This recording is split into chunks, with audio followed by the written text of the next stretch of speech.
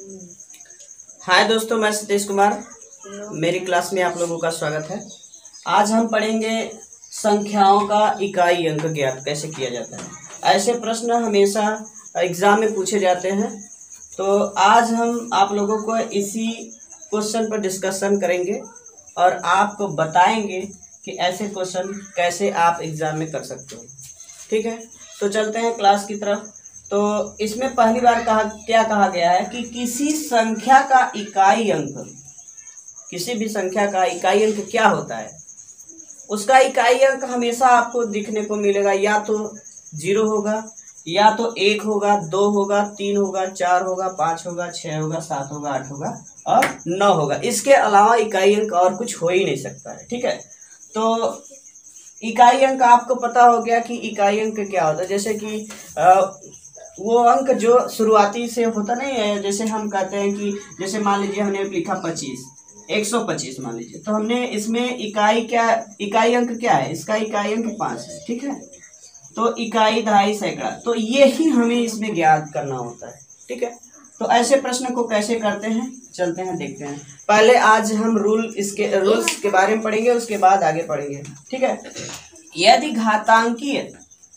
यदि घातांकी संख्या के आधार पर इकाई का अंक 0156 हो तो उसके मान में इकाई का अंक 0156 ही होगा, और घात चाहे जितनी भी हो। ठीक है, घात चाहे जितनी भी हो, अगर उसका इकाई अंक 0156 हो तो उसका मान या इकाई अंक वही आएगा संख्या जो उसका इकाई अंक दिया रहेगा। जैसे हम मानते हैं 1350, अब इसका इकाई अंक जो है 9245 है, उससे हमसे मतलब नहीं है। अगर इकाई अंक 0 है तो इसका मान या इसका आंसर 0 ही आएगा और कुछ नहीं आएगा। ठीक है, और आप जैसे मान लीजिए कि आपको लगता होगा कि सर कह रहे हैं कि इसका इकाई अंक 0 है, तो 0 कैसे आएगा। अगर मान लीजिए मान लीजिए कोई भी इस संख्या को हम कितनी भी बार गुणा करें, 0 का अगर हम कितनी भी बार गुणा करें, 1000 बार, लाख बार, तो हमारा मान 0 ही आएगा। इसका मतलब ये हुआ कि आपका आंसर 0 आएगा। ठीक है, उसके बाद अब बात आती है 6 की।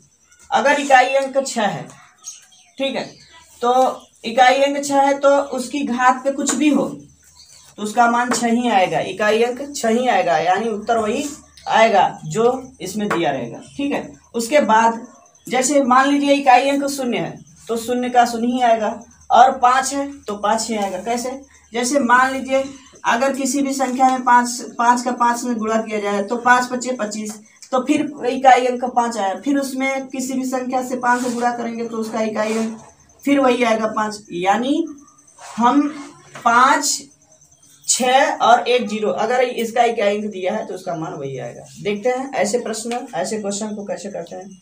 फिर रूल्स 2 में देखते हैं कि आगे ऐसे पहले रूल्स 2 को हम देख लेते हैं, उसके बाद रूल 2 के बाद हम आगे क्वेश्चन को करेंगे। रूल 2 में क्या कर रहा है, यदि घातांकी संख्या में इकाई का अंक 2, 3, 5, 7, 8, 9 हो तो घात को 4 से भाग दे देते हैं और प्राप्त शेष फल को आधार की घात पर लगा देते हैं, और घात लगाने के बाद जो संख्या आती है वही आंसर होता है।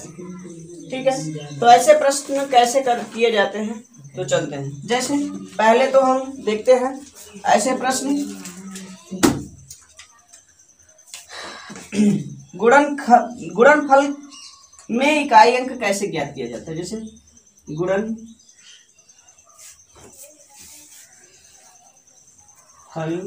में इकाई का अंक, तो गुणनफल में इकाई का अंक कैसे निकालते हैं। जैसे मान लीजिए पहला क्वेश्चन दिया है, कोई भी संख्या है, कुछ भी है, किसी भी संख्या से गुणा किया गया है। ठीक है, अब ऐसे प्रश्न को इसका इकाई अंक कैसे निकालेंगे, तो सबसे पहले क्या करेंगे, इसमें देखेंगे कि इन सभी का इकाई अंक क्या है, और इन सभी के इकाई अंक को लेकर के आपस में गुणा कर लेते हैं। गुणा करने के बाद जो मान आता है वही उसी का इकाई अंक आंसर होता है। जैसे मान लीजिए हमने 4 लिया, इसका इकाई अंक 4 है, इसका इकाई अंक 5 है, इसका इकाई अंक 2 है।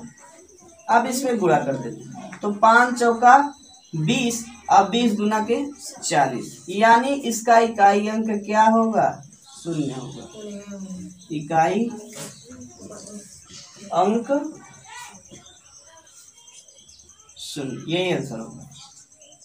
ठीक है, इस पर जितने भी क्वेश्चन होंगे सब ऐसे ही लगाए जाएंगे, ऐसे गुणनखंड पर आधारित जितने भी प्रश्न होंगे। फिर हम चलते हैं, चाहे वो कितनी भी बड़ी संख्या हो या छोटी हो। ठीक है, अगला क्वेश्चन इसी पर आधारित देख लीजिए, उसके बाद हम देखते हैं आगे क्वेश्चन करेंगे। जैसे इसका इकाई अंक ले लिए 5, इसका इकाई अंक ले लिए 3, और इसका इकाई अंक ले लिए 5, और इसका इकाई अंक ले लिए 5, और इनको आपस में क्या कर देंगे, गुणा कर देंगे। तब गुणा करने के बाद क्या होगा, 5 3 15, 15 का इकाई अंक 5 है, फिर इसमें गुणा कर दे 5 का, 5 5 25, अब 25 का इकाई अंक 5 है, फिर इसका गुणा हम 5 में कर देंगे, 5 5 25, यानी आंसर का आ गया, आंसर 5 आ गया। ठीक है, फिर आगे हम चलते हैं ऐसे प्रश्न की तरफ जो प्रश्न घात के आधार पर होते हैं, जिनकी घात पे घात होते हैं। जैसे हमने यहाँ देखा है, मान लीजिए हम ये प्रश्न रोल नंबर 1 में देख रहे हैं कि इसमें बताया गया है कि अगर किसी संख्या का इकाई अंक 0 है और घात कुछ भी है तो वो तो मान हमने बता दिया कि वही आएगा। लेकिन ऐसे प्रश्न कैसे किए जाएंगे, जैसे हम ये देख रहे हैं क्वेश्चन नंबर 1, इसमें बताया गया है 3 की घात पर 37 की घात पर 4 की घात पर 65 गुणे 125 की घात पर 35 और गुणे 89 की घात पर 13। अब ऐसे प्रश्नों को कैसे हम करेंगे, ऐसे प्रश्न हमेशा एग्जाम में पूछे जाते हैं, तो ऐसे प्रश्न को करना बहुत आसान है। तो सबसे पहले हम क्या करेंगे, ऐसे प्रश्न को इनकी घात को हम 4 से डिवाइड करेंगे। ठीक है, 4 से डिवाइड करो, भाग कर लो, तो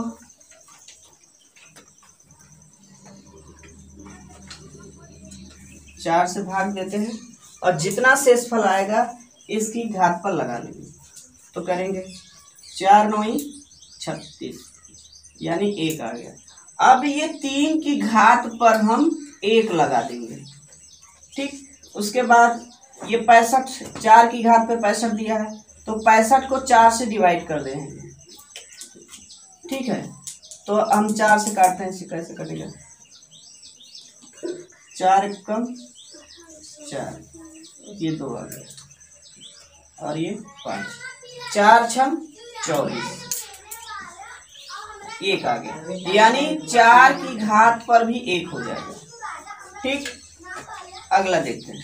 अब हम ये जानते हैं कि अगर किसी भी संख्या का इकाई अंक 5 है तो उसका मान हमेशा 5 ही आता है, उसका मान हमेशा 5 ही आता है।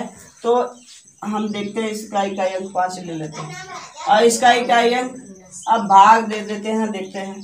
तो हम 4 से भाग करेंगे 13 में, तो 4 दूनी 8, 4 ताई 12, 4 ताई 12, इसका 1 आ जाएगा, यानी 9 की घात पर हम 1 लिख लेंगे।